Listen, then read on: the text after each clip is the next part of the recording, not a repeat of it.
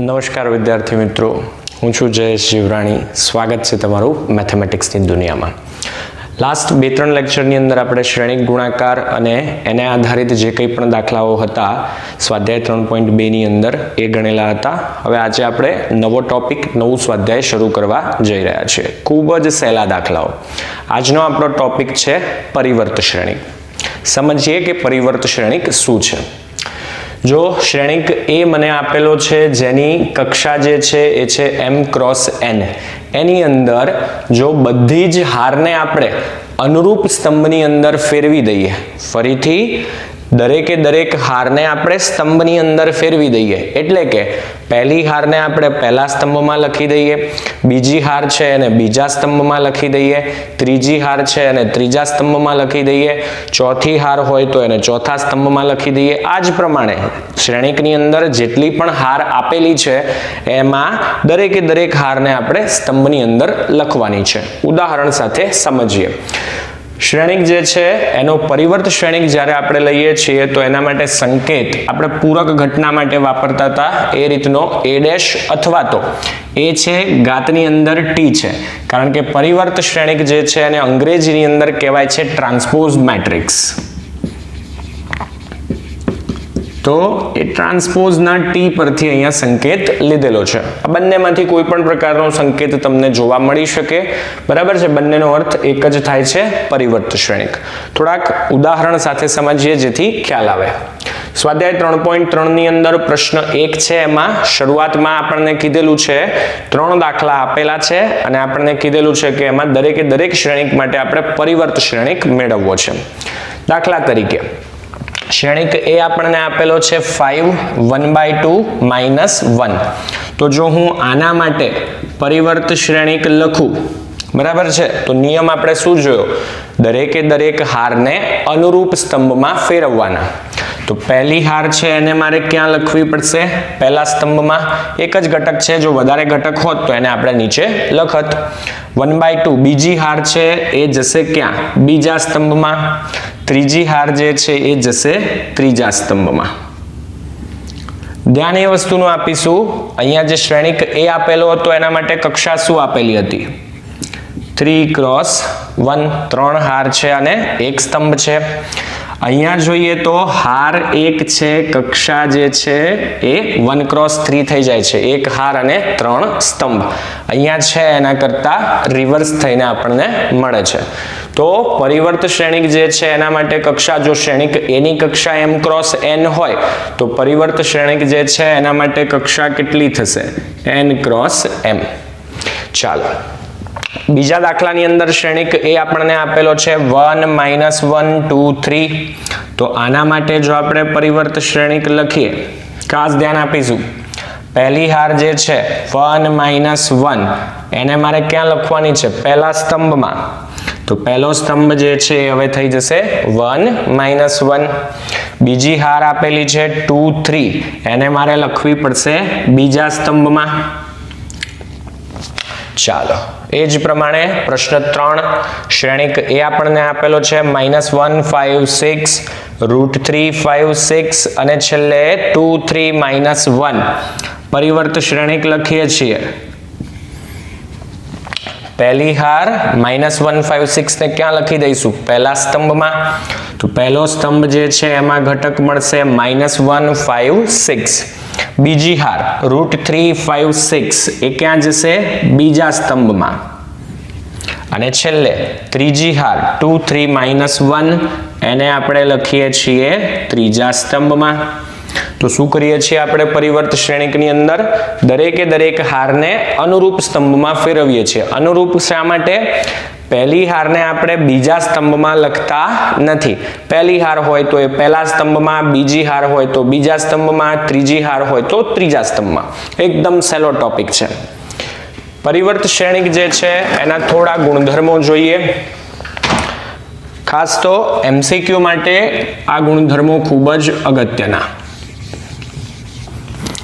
ચાલો સૌથી પહેલો ગુણધર્મ આપણને કીધેલો છે કે પરિવર્ત શ્રેણિકનો પરિવર્ત શ્રેણિક લઈએ છીએ, એ પરિવર્તનો પણ પરિવર્ત લઈએ છીએ તો મૂળ શ્રેણિક પાછો મળે છે. એ જ વસ્તુ શબ્દોમાં લખેલી છે.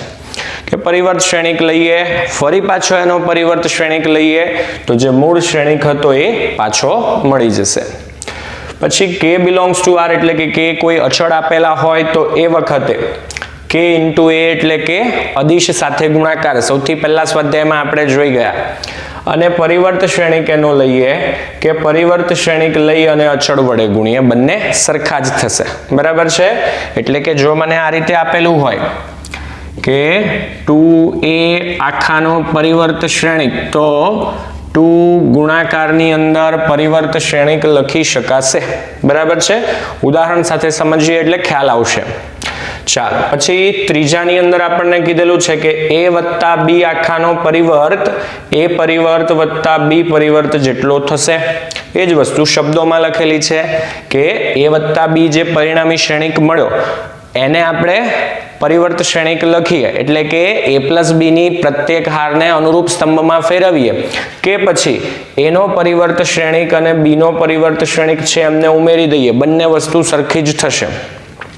એ જ વસ્તુ માઇનસ એટલે કે બાદબાકી માટે લખી શકાશે કે a માઇનસ b નો પરિવર્ત શ્રેણિક હોય તો a પરિવર્ત માઇનસ b પરિવર્ત લખી શકાશે. ધ્યાન ખાસ આપીશું ગુણાકારની અંદર અહીંયા ક્રમ બદલાતો નથી. a પહેલા છે તો અહીંયા જમણી બાજુ પણ a પહેલા જ આપેલો છે, પણ અહીંયા ધ્યાન આપીએ a ક્રોસ b નો પરિવર્ત શ્રેણિક લખીએ છીએ તો જમણી બાજુ b પહેલા આવે છે. a ક્રોસ b નો પરિવર્ત શ્રેણિક મારે શોધવો હોય તો કેવી રીતે મળશે? b નો પરિવર્ત શ્રેણિક ગુણાકારની અંદર a નો પરિવર્ત શ્રેણિક. શબ્દોમાં જે લખેલું છે એ માત્ર આપણી સમજણ માટે છે, એ હાલ નહીં લખો તો પણ ચાલશે. આપણા માટે જે અગત્યના ગુણધર્મો છે એ અલગથી મેં હાઇલાઇટ કરીને જ લખેલા છે. બરાબર છે? હવે પછી આ જ સ્વાધ્યાયની અંદર ગુણધર્મોને આધારિત જે દાખલાઓ છે એ થોડા ગણીએ કે જેથી ગુણધર્મ છે એ વધારે ખ્યાલ આવે. ઝડપથી આ બધી જ વસ્તુઓની નોંધ કરી લઈશું.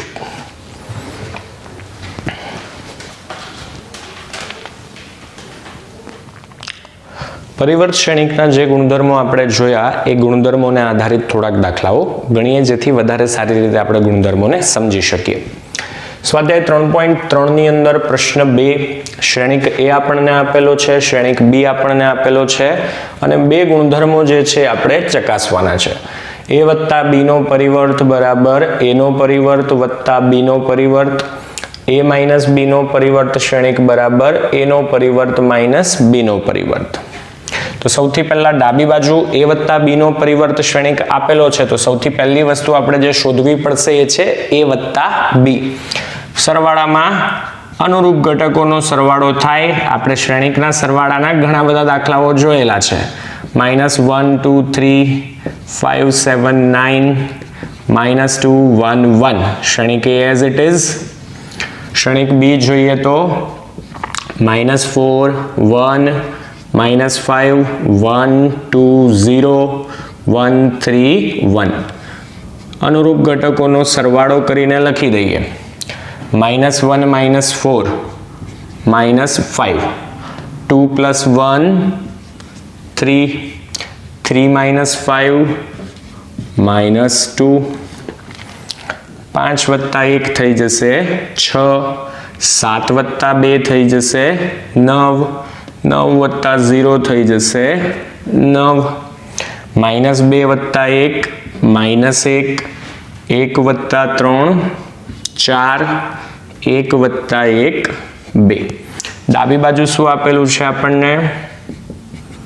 a વત્તા b આખાનો પરિવર્ત શ્રેણિક. હવે a વત્તા b આપણે પરિણામી શ્રેણિક મેળવી લીધો, એનો પરિવર્ત શ્રેણિક કેવી રીતે મળશે? અનુરૂપ હારને સ્તંભમાં ફેરવવાથી. તો -5 3 -2 પહેલી હાર હવે જશે પહેલા સ્તંભમાં, બીજી હાર 6 9 9 જશે બીજા સ્તંભમાં, -1 4 2 ત્રીજી હાર હવે જશે ત્રીજા સ્તંભમાં. ચાલો હવે જમણી બાજુ જોઈએ તો a નો પરિવર્ત શ્રેણિક આપેલો છે અને b નો પરિવર્ત શ્રેણિક આપેલો છે તો એ બંને પહેલા તો લખી દઈએ. ચાલો a નો પરિવર્ત શ્રેણિક લખીએ. શ્રેણિક a આપણને આપેલો છે -1 2 3 પહેલી હાર છે એ હવે જશે પહેલા સ્તંભમાં, બીજી હાર 5 7 9 એ હવે જશે બીજા સ્તંભમાં. એ જ પ્રમાણે ત્રીજી હાર -2 1 1 એ જશે ત્રીજા સ્તંભમાં. સાથે સાથે શ્રેણિક બી છે એનો પરિવર્ત શ્રેણિક લઈ લઈએ. જો આપણે -4 1 -5 પહેલી હારને લખી દઈએ પહેલા સ્તંભમાં. બીજી હાર છે 1 2 0 એને લખી દઈએ બીજા સ્તંભમાં. ત્રીજી હાર છે 1 3 1 એને લખી દઈએ ત્રીજા સ્તંભમાં. ચાલો હવે જમણી બાજુ જોઈએ. તો જમણી બાજુ આપણને શું આપેલું છે? એ નો પરિવર્ત વત્તા બી નો પરિવર્ત. એ નો પરિવર્ત આપણે શોધી કાઢ્યો -1 5 -2 2 7 1 3 9 1 પ્લસ શ્રેણિક બી જે છે એનો પરિવર્ત આપણે લખ્યો -4 1 1 1 2 3 અને છેલ્લે -5 0 1. તો અનુરૂપ ઘટકોના સરવાળા કરી દઈએ. -1 -4 થઈ જશે -5. 5 પ્લસ 1 જે છે એ થઈ જશે 6. -2 પ્લસ 1 આ થઈ જશે -1. ચાલો 2 વત્તા 1 આ થઈ જશે 3. 7 વત્તા 2 આ થઈ જશે 9.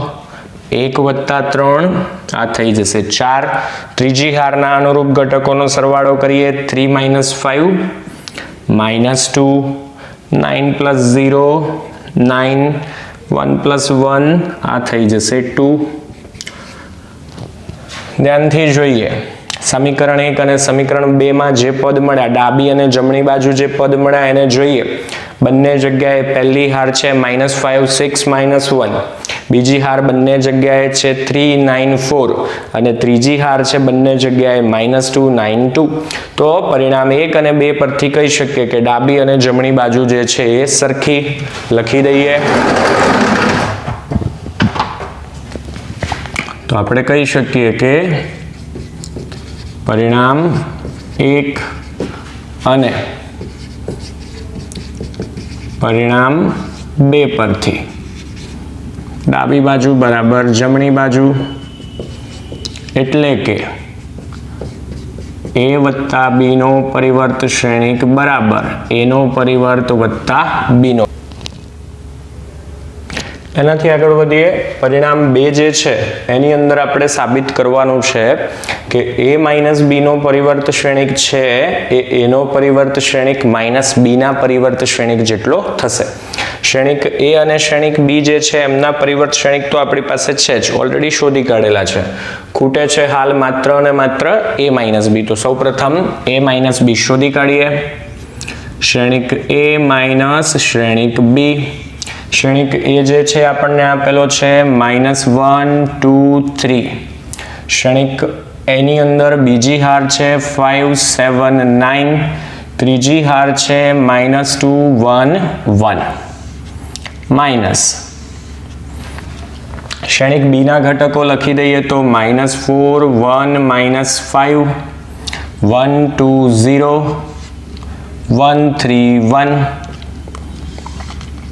બાદબાકી કરી દઈએ અનુરૂપ ઘટકોની. -1 -4 4 -1 થઈ જશે 3. 2 -1 એ થઈ જશે 1. 3 -5 3 વત્તા 5 છે એ થઈ જશે 8. ચાલો બીજી હારના અનુરૂપ ઘટકોનો તફાવત લઈએ. 5 -1 થઈ જશે 4. 7 -2 આ થઈ જશે 5. 9 -0 આ થઈ જશે 9. -2 -1 -3. 1 -3 -2 છેલ્લે 1 -1 છે એ થઈ જશે 0. આને આપણે કહી દઈએ પરિણામ 3. શ્રેણિક a અને શ્રેણિક b ના પરિવર્ત તો આપણે ઓલરેડી શોધી ચૂક્યા છે. બંનેની કિંમતો છે આપણી પાસે, બરાબર છે. હા, તો ડાબી બાજુથી શરૂ કરીએ. a માઇનસ b નો પરિવર્ત શ્રેણિક. a માઇનસ b તો છે જ આપણી પાસે. પહેલી હાર 3 1 8 જશે પહેલા સ્તંભમાં. બીજી હાર 4 5 9 જશે બીજા સ્તંભમાં. ત્રીજી હાર -3 -2 0 એ જશે ત્રીજા સ્તંભમાં. સોરી, આપણા માટે અગત્યનું પરિણામ છે આ, તો એને આપણે સમીકરણ 3 પરિણામ 3 કહીશું. ચાલો, હવે જમણી બાજુ એ પરિવર્ત અને બી પરિવર્તનો તફાવત લેવાનો છે. બંને આપણે શોધી કાઢેલા છે. એનો પરિવર્ત શ્રેણિક આપણે લખીએ તો -1 5 -2 2 7 1 3 9 1 માઇનસ બી નો પરિવર્ત લખીએ તો -4 1 1, બીજી હાર છે 1 2 3, ત્રીજી હાર જે છે એ લખીએ તો -5 0 1. ચાલો, હવે તફાવત લઈ લઈએ. -1 +4, 4 માંથી 1 બાદ કરીએ છીએ તો એ મળશે 3. 5 - 1 આ થઈ જશે 4. -2 માંથી -1 બાદ કરીએ તો -3. 2 માંથી 1 બાદ કરીએ છીએ તો 1. 7 માંથી 2 બાદ કરીએ છીએ તો 5. 1 માંથી 3 બાદ કરીએ છીએ તો -2. 3 માંથી -5 બાદ કરીએ છીએ, પ્લસ 3 અને 5 નો સરવાળો છે થઈ જશે 8. 9 - 0 જે છે થઈ જશે 9. છેલ્લે 1 માંથી 1 બાદ કરીએ તો 0. તો પરિણામ 3 અને પરિણામ 4 જોઈએ તો બધા જ ઘટકો આપણને સરખા મળે છે. તો આપણે કહી શકીએ કે પરિણામ 3 અને 4 પરથી ડાબી અને જમણી બાજુ સરખી, એટલે કે a - b નો પરિવર્ત શ્રેણિક બરાબર a નો પરિવર્ત માઇનસ b નો પરિવર્ત. એકદમ સહેલા દાખલાઓ છે, બરાબર છે. જરા ઝડપથી નોંધી લઈશું.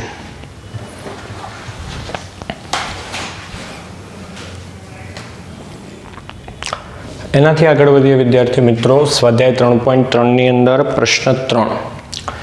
અગાઉ જે દાખલો ગણેલો હતો એના જેવો જ છે, એવી જ વસ્તુઓ આપણે સાબિત કરવાની છે. ફરક માત્ર એટલો છે કે ત્યાં શ્રેણિક a અને શ્રેણિક b આપેલા હતા, જ્યારે અહીંયા શ્રેણિક a નો પરિવર્ત શ્રેણિક આપેલો છે. તો એક કામ કરીએ, સૌથી પહેલા આનો પરિવર્ત શ્રેણિક લઈ લઈએ એટલે મૂળ શ્રેણિક a પાછો મળી જશે. શ્રેણિક b છે એનો પરિવર્ત શ્રેણિક પણ લખી જ દઈએ અને ત્યારબાદ ડાબી અને જમણી બાજુના પદ જે છે એમનાથી શરૂઆત કરીએ. તો શ્રેણિક a નો પરિવર્ત શ્રેણિક છે, એનો પરિવર્ત શ્રેણિક લઈએ તો એ આપણને મૂળ શ્રેણિક મળે, જે આપણે અગાઉ ગુણધર્મોની અંદર સૌથી પહેલો ગુણધર્મ જોયો. તો અહીંયા પહેલી હાર છે એને આપણે લખીએ છીએ પહેલા સ્તંભમાં, બીજી હાર છે એને લખીએ છીએ બીજા સ્તંભમાં, ત્રીજી હાર છે એને લખી દઈએ છીએ ત્રીજા સ્તંભમાં. સાથે સાથે શ્રેણિક b નો પરિવર્ત શ્રેણિક લખી દઈએ, એની પણ આપણને જરૂર પડશે.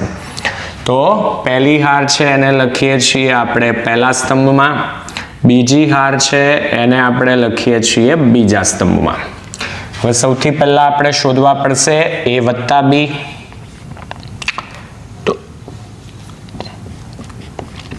શ્રેણિક a અને શ્રેણિક b નો સરવાળો.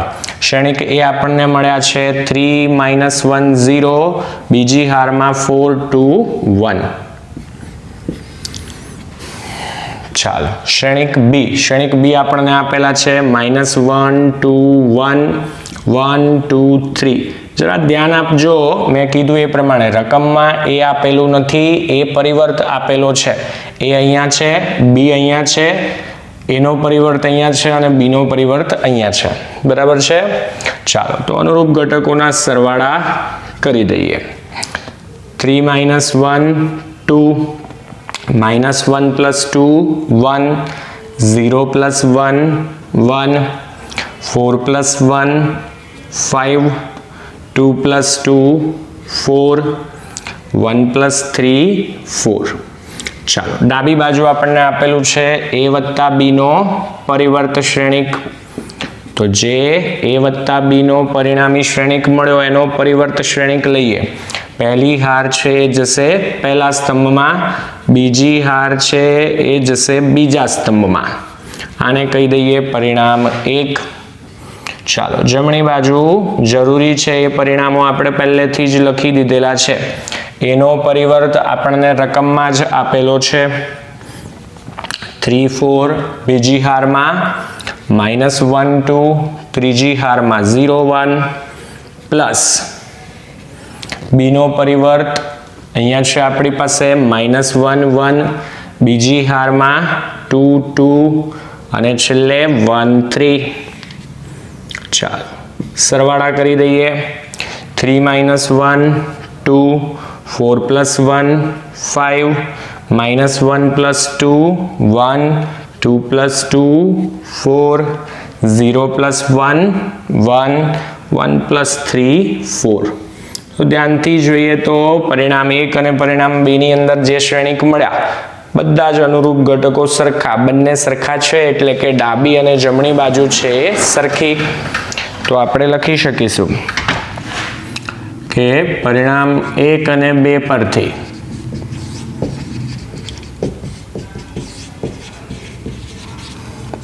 ડાબી બાજુ અને જમણી બાજુ સરખી એટલે કે a વત્તા b નો પરિવર્ત શ્રેણિક બરાબર a નો પરિવર્ત વત્તા b નો પરિવર્ત લખી શકાશે. બીજી વસ્તુ જે સાબિત કરવાની છે a - b નો પરિવર્ત બરાબર a પરિવર્ત - b પરિવર્ત. સૌથી પહેલી જરૂર પડશે a - b ની. શ્રેણિક a અને શ્રેણિક b આપણી પાસે છે જ. ચાલો શ્રેણિક a આપણે અહીંયા શોધી કાઢેલા છે 3 - 1 0, બીજી હાર છે 4 2 1 માઇનસ શ્રેણિક b રકમમાં જ આપેલા છે -1 2 1, બીજી હાર છે 1 2 3. તફાવત લઈ લઈએ. 3 - +1 એટલે કે 4, -1 - 2 -3, 0 - 1 આ થઈ જશે -1. 4 માંથી 1 બાદ કરીએ છીએ તો 3, 2 માંથી 2 બાદ કરીએ છીએ તો 0, 1 માંથી 3 બાદ કરીએ છીએ તો -2. ડાબી બાજુ આપણને કીધેલું છે કે a - b નો પરિવર્ત શ્રેણિક લખવાનો છે. a - b પરિણામી શ્રેણિક આપણે મેળવી લીધો. એનો પરિવર્ત શ્રેણિક લખીએ તો પહેલી હાર જશે પહેલા સ્તંભમાં, બીજી હાર જે છે એ જશે બીજા સ્તંભમાં. આને આપણે કહી દઈએ પરિણામ 3.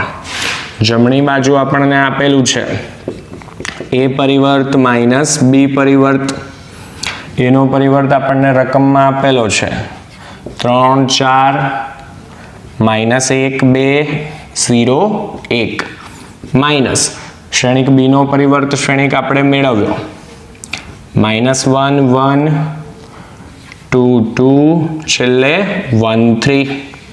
તફાવત લઈ લઈએ. 3 - +1 4, 4 - 1 3, -1 - 2 -3, 2 - 2 0, 0 - 1 -1, 1 - 3 -2. તો પરિણામ 3 અને 4 માં જે શ્રેણિક મળ્યો ધ્યાનથી જોઈએ તો બધા જ અનુરૂપ ઘટકો સરખા. તો કહી શકીએ આપણે કે પરિણામ 3 અને 4 પરથી ડાબી અને જમણી બાજુ સરખી એટલે કે a - b નો પરિવર્ત શ્રેણિક બરાબર a પરિવર્ત - b પરિવર્ત. જરા ઝડપથી દાખલો નોંધી લઈશું વિદ્યાર્થી મિત્રો.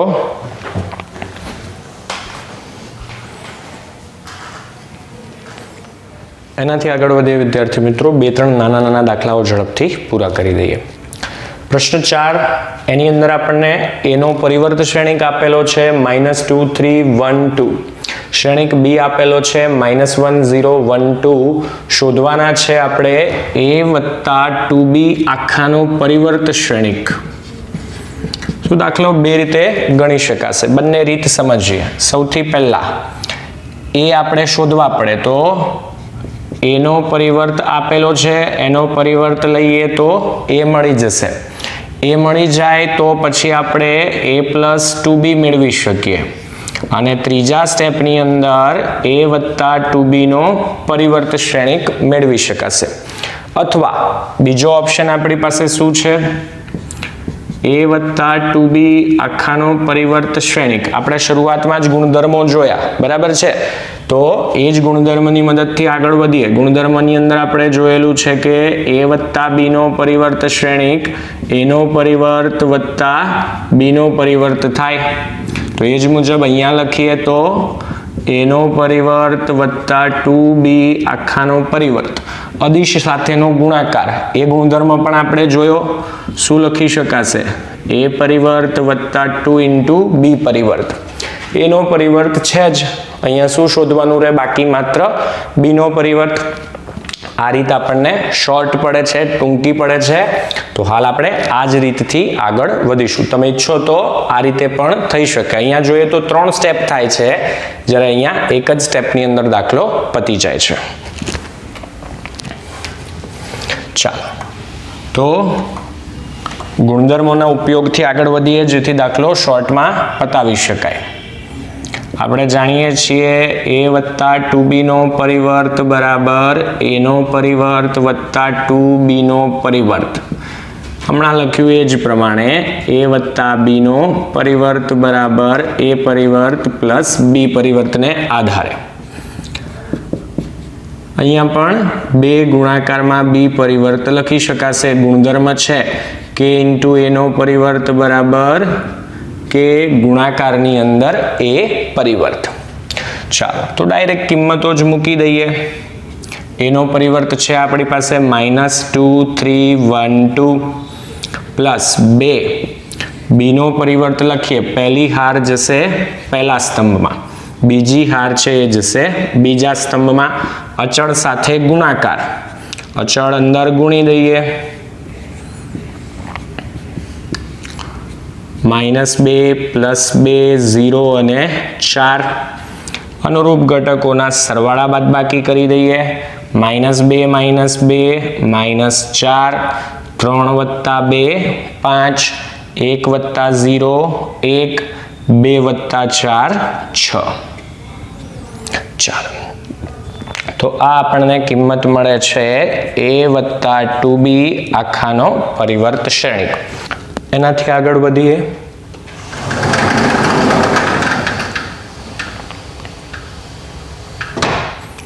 પ્રશ્ન 6 એમાં બે દાખલાઓ આપેલા છે.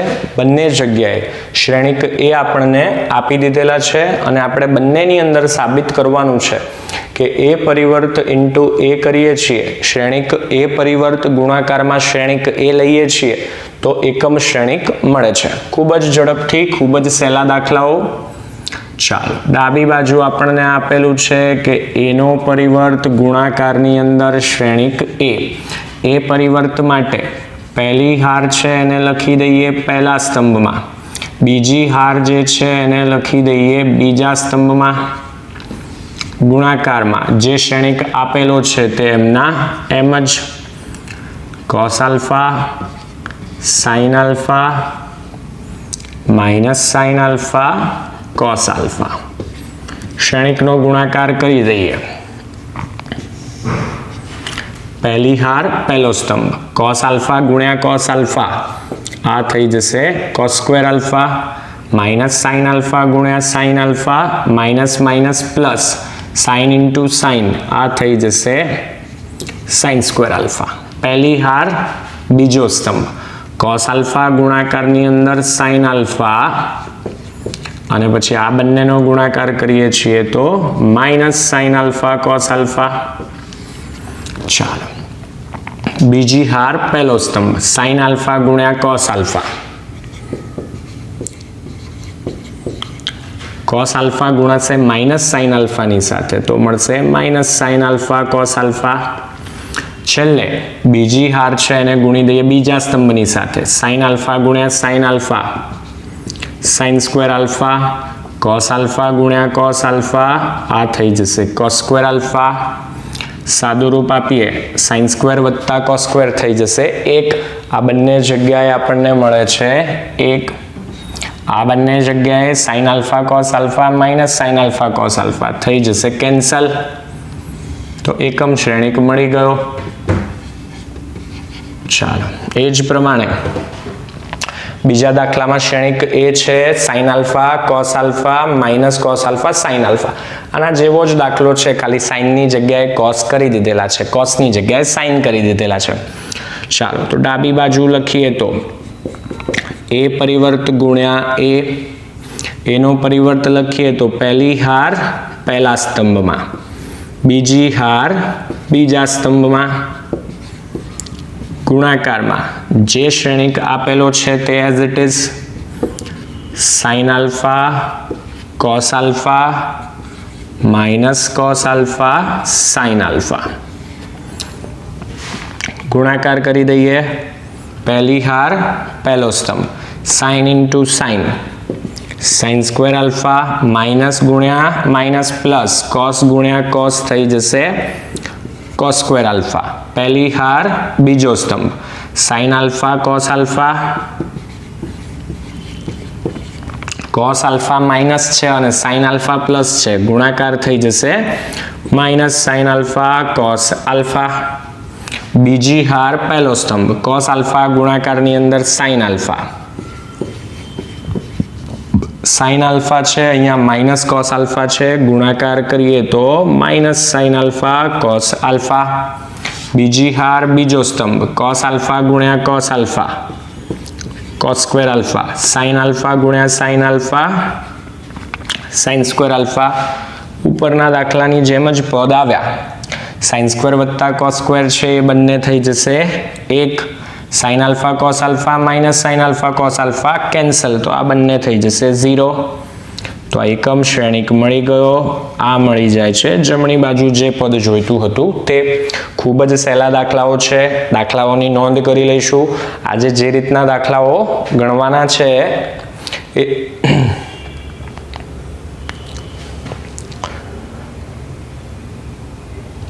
આજે જે કંઈ પણ દાખલાઓ ગણ્યા છે એની નોંધ કરી લઈશું. સાથે સાથે આજે જે દાખલાઓ ગણ્યા છે એ જ રીતના થોડાક દાખલાઓ તમને હોમવર્કની અંદર આપું છું, જે હાલ તમારી સ્ક્રીન ઉપર તમને દેખાશે.